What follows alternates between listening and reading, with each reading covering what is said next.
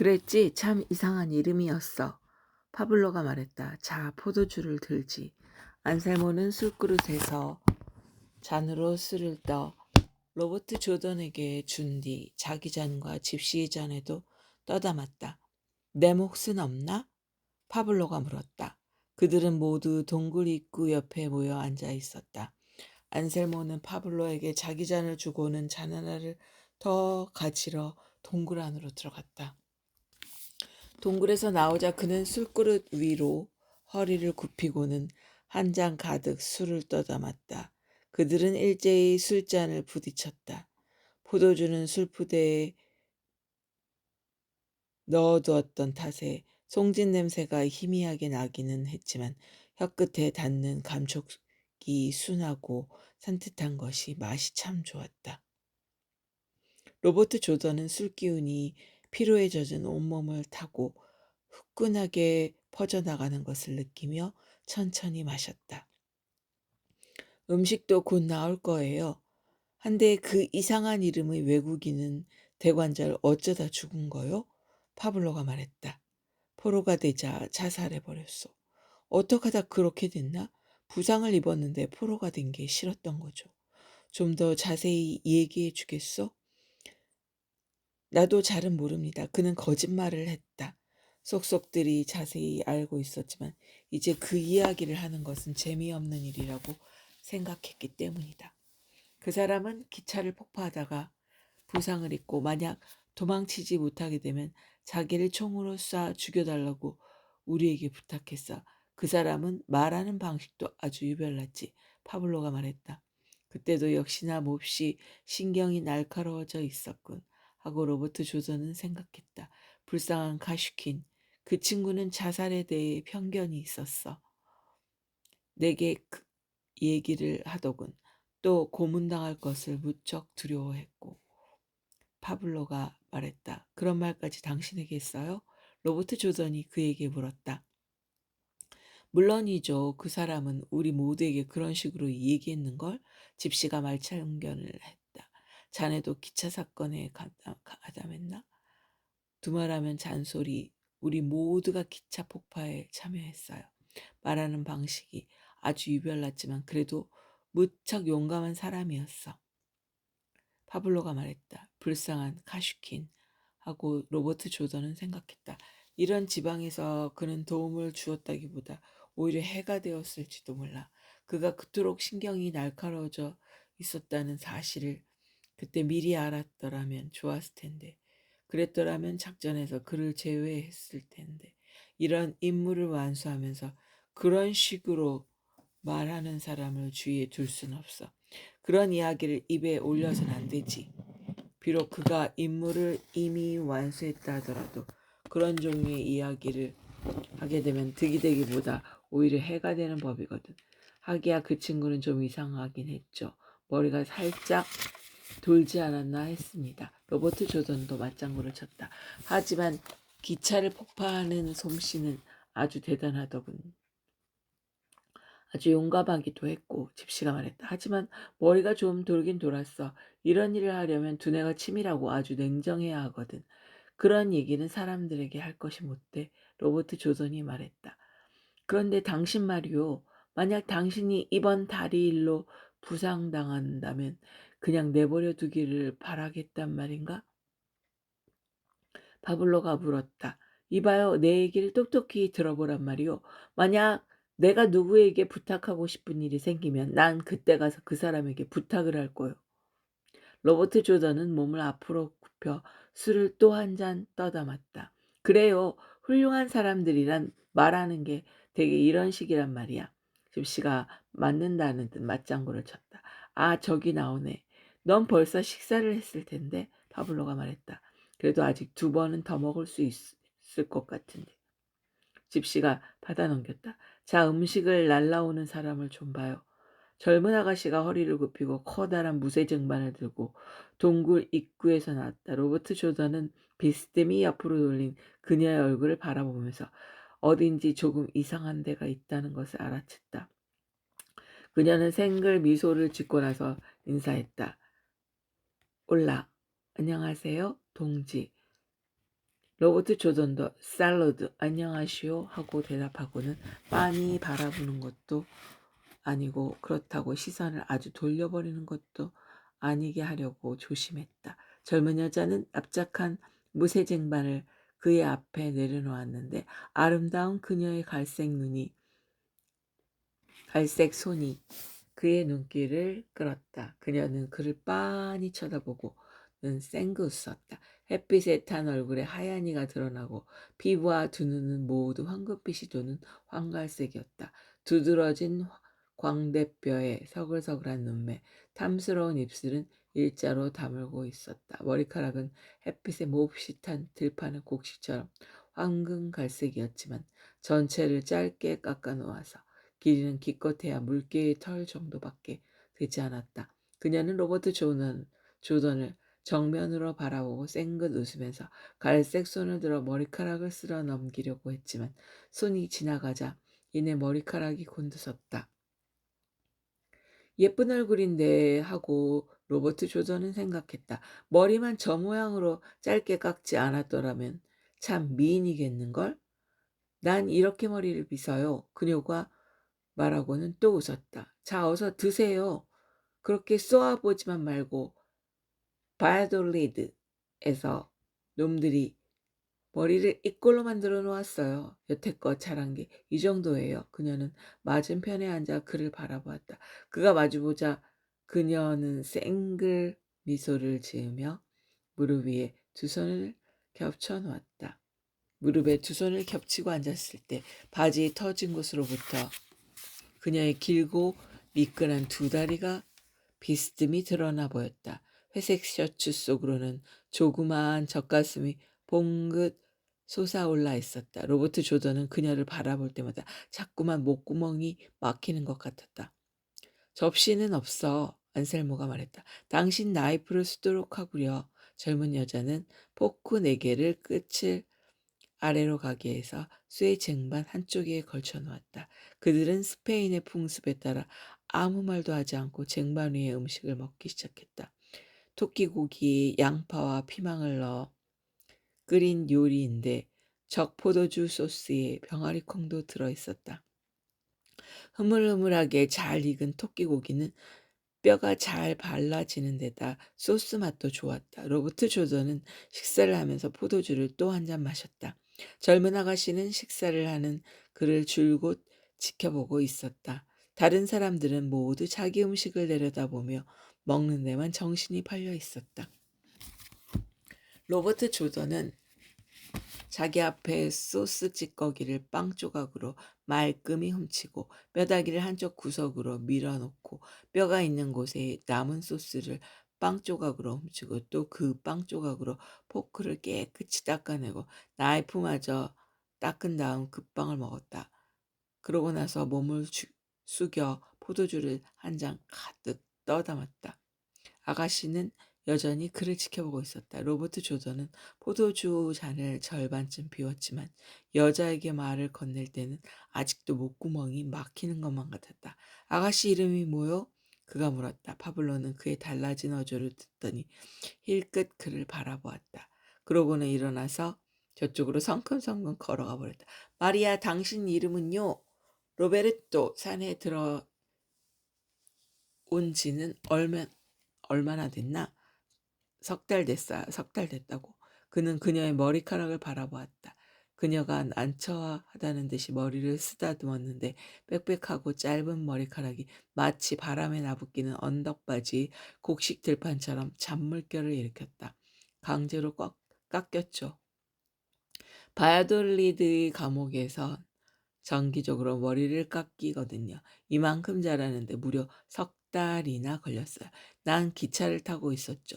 남쪽으로 이송되는 중이었거든요. 기차가 폭파된 뒤에 포로가 많이 붙잡혔지만 난 잡히지 않았어요. 이 사람들과 함께 이곳으로 온 거죠. 그녀가 말했다. 내가 바위 틈에 숨어있는 이 아가씨를 발견했죠. 우리가 막 떠나려는 참이었어요. 어휴, 그때 이 아가씨가 얼마나 보기 흉했는지 알아요? 데리고 오긴 했지만 내버려 두고 올 걸 그랬나 하고 몇 번이나 후회했다고요. 집시가 말했다. 그때 이 사람들과 함께 기차에 있었던 또 한 분은 어떻게 됐어요? 금발의 외국인이었는데 그분은 지금 어디 계실까요? 죽었어. 지난 4월에. 로버트 조던이 대답했다. 4월에요? 그 기차 사건이 일어난 것도 4월이었어요. 그렇지. 기차 폭파 사건이 있은 지 열흘 만에 죽었어. 로버트 조던이 말했다. 가엾은 분 아주 용감했는데 그럼 당신도 그분과 같은 일을 하고 있어요? 그녀가 말했다. 그렇지. 그럼 기차 폭파도 한 적이 있어요? 있고 말고 3번쯤. 이곳에서요? 에스트레마투라 지방에서 여기로 오기 전에 에스트레마두라에 있었거든. 우린 에스트레마두라에서 많은 일을 하고 있지. 지금도 그곳에선 우리 동지들이 많이 활약하고 있고. 그럼 이번엔 무슨 일 때문에 이 산으로 오게 됐어요? 그 금발 친구가 하던 일을 맡게 됐어. 그리고 이 지방은 내전에 참가하기 전부터 알고 있었고. 이 지방을 잘 알아요? 아니, 사실은 잘 몰라. 하지만 난 배우는 게 빠른 편이지. 좋은 지도가 있겠다. 능숙한 안내인도 있으니까. 이 영감님 말이죠. 아주 좋은 영감님이에요. 그녀가 머리를 끄덕였다. 고맙다. 안셀모가 그녀에게 말했다. 그제야 로버트 조던은 자기가 이 여자와 단둘이만 있는 것이 아니라는 사실을 문득 깨달았다. 또 이렇게까지 목소리가 달라져서야 그녀를 바라보기가 어색하지 않은가 하는 생각도 들었다. 스페인어로 말하는 사람들과 친해지는데 필요한 두 규칙이 있다. 하나는 남자들에게 담배를 권하는 것이고 다른 하나는 여자를 건드리지 않는 것이다. 그런데 그는 지금 이 두 규칙 중 두 번째 규칙을 깨뜨리고 있었다. 그는 자신이 이 규칙에 조금도 아랑곳하지 않고 있다는 사실을 불현듯 깨달았다. 신경 쓰지 않아도 될 일이 아주 많이 있는데 왜 그런 일까지 신경을 써야 한단 말인가. 당신은 참 예쁘군. 머리를 깎이기 전에 만났더라면 참 좋았을 걸. 그가 마리아에게 말했다. 이제 곧 자랄걸요. 뭐 6달만 지나면 꽤 길어질 거예요. 그녀가 말했다. 우리가 기차에서 이 아가씨를 처음 데리고 왔을 때 당신이 꼭 봤어야 하는데 어찌나 보기 흉했던지 속이 다 메스꺼울 지경이었다니까요. 당신은 지금 누구 여자인 거야? 로버트 조던이 지금 이 문제에서 발을 빼려고 하면서 물었다. 파블로의 여자인가? 그녀는 그를 바라보면서 깔깔 웃더니 그의 무릎을 찰싹 때렸다. 파블로의 여자라고요? 파블로를 만나봤나요? 그럼 라파엘의 여자야? 라파엘도 만나봤지. 라파엘도 아니에요. 어느 누구의 여자도 아니죠. 집시가 한마디 했다. 이 아가씨는 아주 이상야릇한 여자라고요. 어느 누구의 것도 아니니까요. 하지만 요리 하나는 끝내주죠. 정말로 누구의 여자도 아니야? 로버트 조던이 그녀에게 물었다. 그럼요. 누구의 여자도 아니에요. 농담으로도 진담으로도 누구의 여자도 아니라고요. 물론 당신의 여자도 아니고요. 그래 하고 말했지만 그는 또다시 목구멍이 막혀오는 것을 느꼈다. 좋아. 난 여자하고 놀 겨를은 없으니까. 그건 사실이야. 15분도 없단 말이에요? 1시간에 4분의 1도 없단 말이죠? 집시가 놀려대며 물었다. 로버트 조던은 아무 대답도 하지 않았다. 마리아라는 젊은 이 아가씨를 보고 있으려니 목구멍이 자꾸만 막혀 무슨 말이 튀어나올지 자신도 모를 지경이었다. 마리아는 그를 바라보며 웃다가 갑자기 얼굴을 붉혔지만 여전히 그를 빤히 보고 있었다. 얼굴이 빨개지는군. 자주 얼굴을 붉히는 편인가? 로버트 조던이 그녀에게 물었다. 한 번도 그런 적 없어요. 지금도 빨개졌는데. 그럼 난 동굴 속으로 들어가 버릴 거예요. 그냥 여기 있어 말이야. 싫어요. 이젠 동굴로 들어가겠어요. 그녀는 이제 미소 짓지 않았다. 그녀는 그들이 식사를 마친 무쇠 쟁반과 포크 4개를 집어들었다. 마치 망아지처럼 어색한 움직임이었지만 어린 짐승에게서 볼 수 있는 우아함을 지니고 있었다. 컵은 놓고 갈까요? 그녀가 물었다. 로버트 조던은 여전히 그녀를 바라보고 있었고 그녀는 또다시 얼굴을 붉혔다.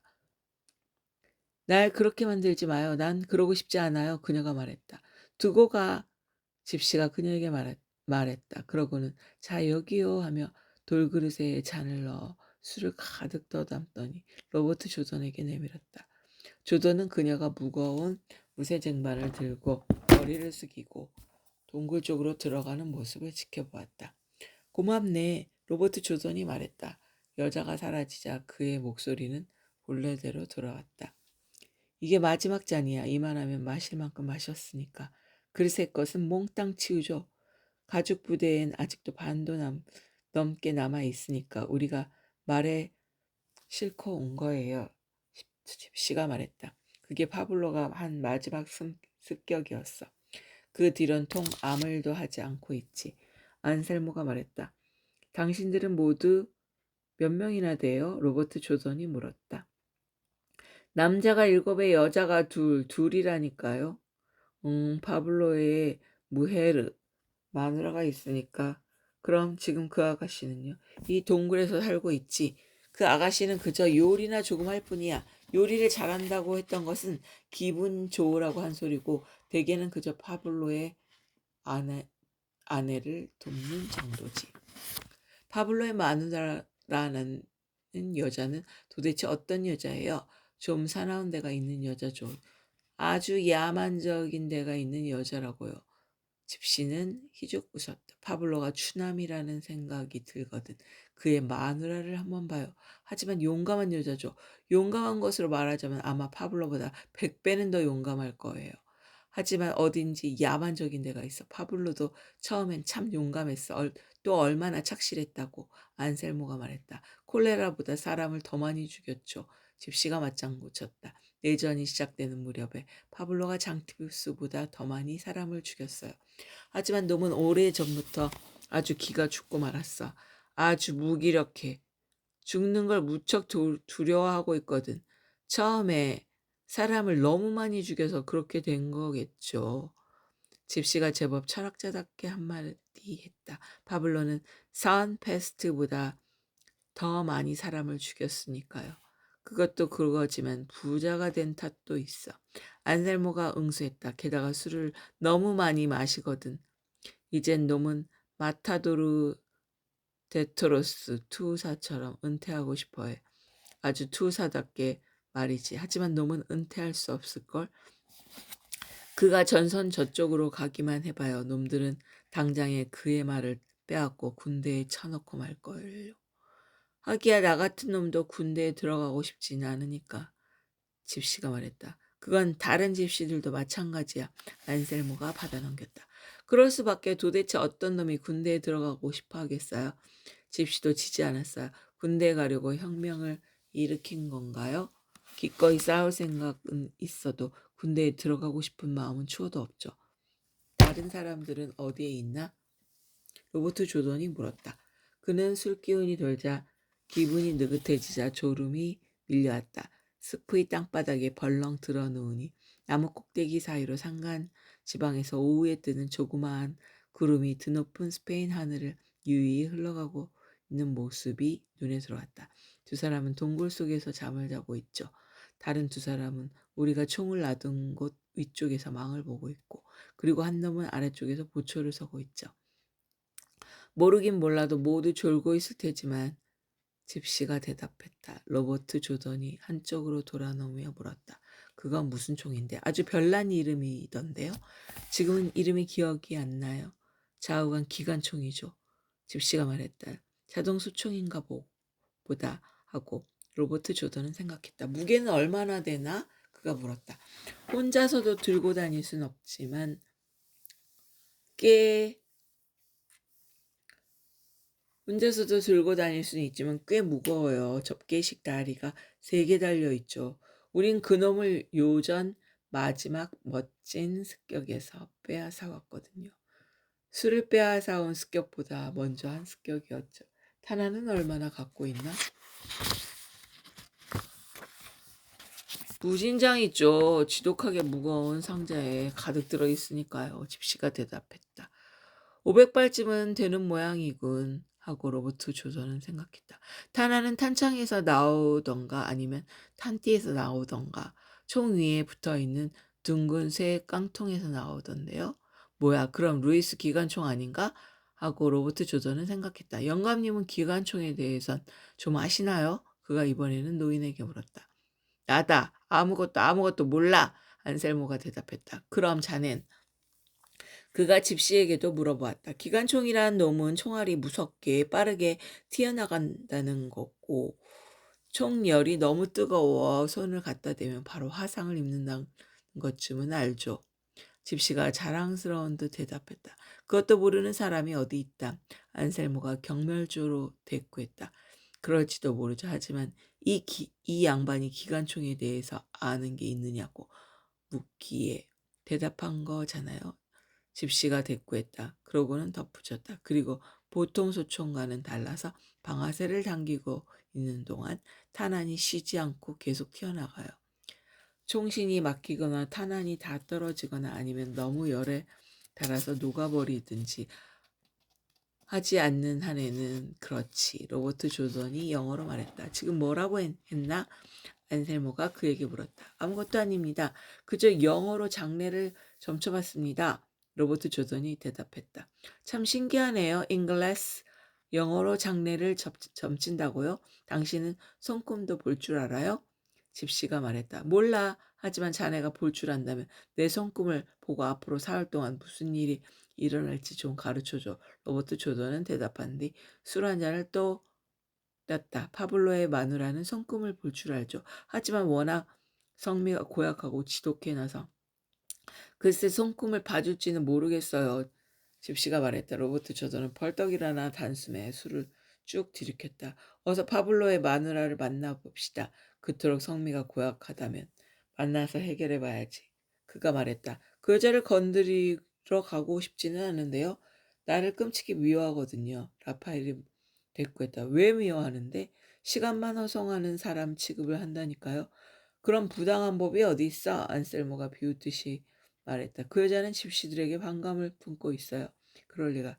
안셀모가 대꾸했다. 그 여자한테도 집시의 피가 섞여 있어요.